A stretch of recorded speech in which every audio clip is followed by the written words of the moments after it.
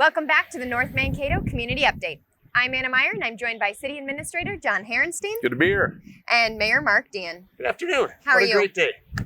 Yeah. It's a beautiful It's day finally here summer. on Commerce Drive. We're I starting know. summer. Yep, we're getting going, so it's getting started. So All the green looks really good. Yes. a nice start of it. So I think since we're on Commerce Drive, you know, we redid the street last year. It's a great, came out really nice. The new lighting and everything's really worked out well. We have our electric charging stations just down the parking lot from us here. But there's been some construction at the front end of the entrance here at Luray and Commerce, and we've got some plans for that. So maybe you want to give us a little update on what we got going and what the timeline is. So a brand new fountain is going to be installed at the entranceway. In addition, there'll be a sort of a knee wall with Commerce Drive, North Mankato, when it was established, welcoming people to the corridor. And we'll also be adding a sculpture, a sort of a wispy-looking structure with a sphere at the end of it. So we'll be improving the entranceway to Commerce Park.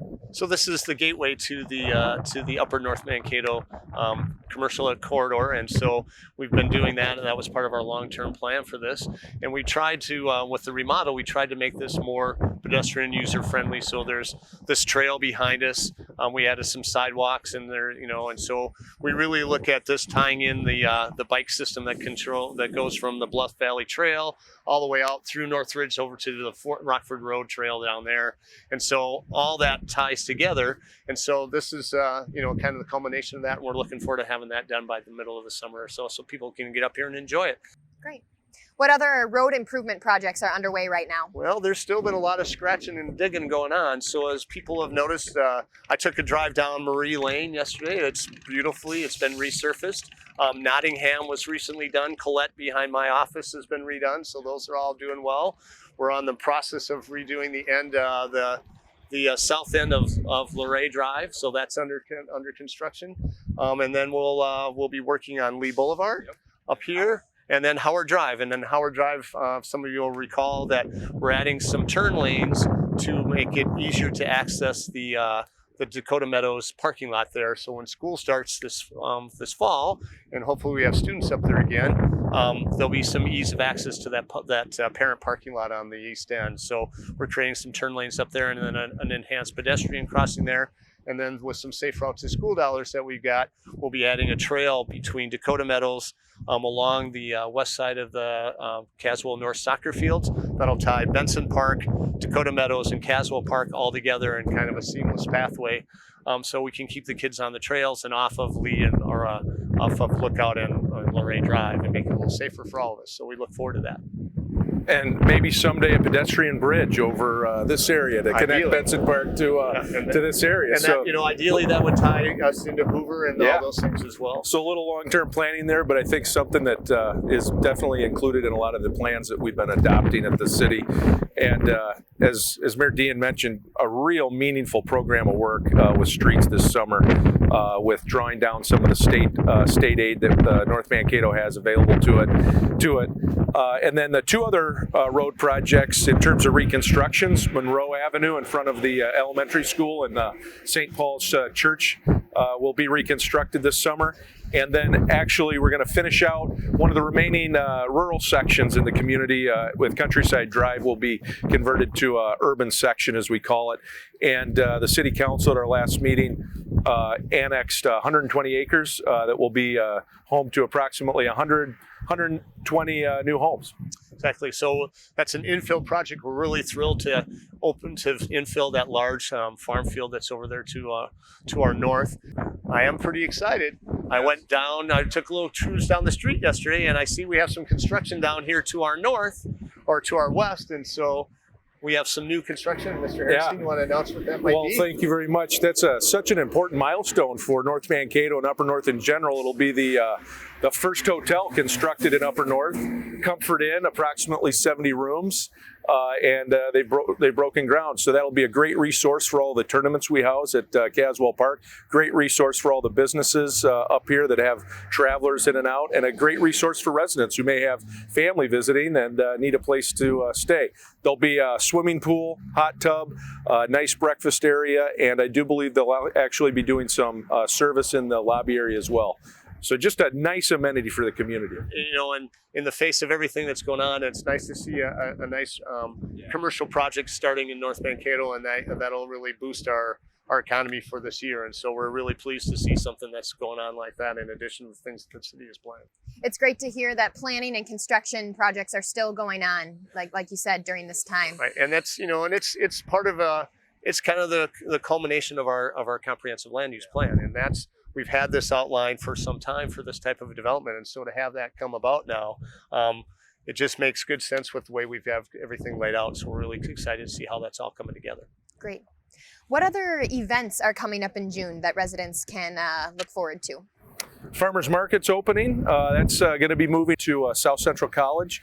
Again, a big thanks to Kim Hendrickson, local resident, who really got that whole program of work kick-started and now has transitioned it to a program over at the college. I think they're going to increase the use of maybe some bands and other events when we're able to have those type of social gatherings. And also, I think it pairs well with some of their agricultural programs. They've got a greenhouse on campus. So that'll start on June 1, and it'll be every Monday night? Yep. From 3:30 to 6:30 or something like that. Correct. So look forward to that, and as the produce starts to roll in, that'll get going, and they have good social distancing plans in place for that, so people will be able to come up there and do their marketing up there and enjoy the produce of the land and take advantage of what we're growing around here. So a great opportunity for our citizens, and a nice expansion of where it was at Messiah Lutheran down there, and moving it to the down here to the parking lots at South Central, where they've got lots of space available, and so we're excited about that. Right. Couple plugs for if you're a gardener. There are still a couple plots open behind the Covenant Church at the community gardens. If you contact City Hall or Teresa Rigg, you'll be able to get a plot. Yeah. There's a couple left though. That's right. So I know that you have a plot. Yeah, we're entering, trying to get a green thumb going. Exactly. Something to teach your children. That's right. And speaking of children, what's going on at the Taylor Library? We've got a lot of things going on, and so there's still books being brought out there, and they have a lot of online programming that they're doing. There's some readings in the front yards, and they've got a lot of things going there. There'll be ongoing program all summer. There'll be some medallion hunts and some other scavenger hunts and things like that, so people can take advantage of that, keep their kids occupied for the summer. And so we're going to try and do all we can with summer programming for the kids, keep up their reading skills, keep their interest levels up, and then see what we can do, and we'll be as creative as we can. And I have to, Katie Heinz, our librarian, does a great job of being very creative. She's added tons of programming, and while this pandemic is a bump in the road, it hasn't really slowed her down any. She's stayed just as creative and come up with other ideas on how to keep our kids and our adults involved in the reading program, making the library resources available to them in a variety of new and interesting ways. And do we want to talk about any reopening plans that are underway at this time? Well, I think especially for our bars and restaurants that have been affected, they're now going to be able to start reopening here fairly soon. The City Council, led by Mayor Dean, forwarded some adjustments to seating to accommodate their use, and really just want to thank them for helping us keep our eyes on what we can do to assist businesses. Essentially, that allows expanded outdoor seating in exchange for reduced off-street parking requirements, because they're probably not going to have a full capacity of customers in the facilities when they reopen. So that's one step we've taken. We hope that the residents will go out and support our local businesses because they do make a difference in our quality of life and sort of vibrancy. And to be honest, they're some of the first people that give back when asked to for different fundraisers and community programs.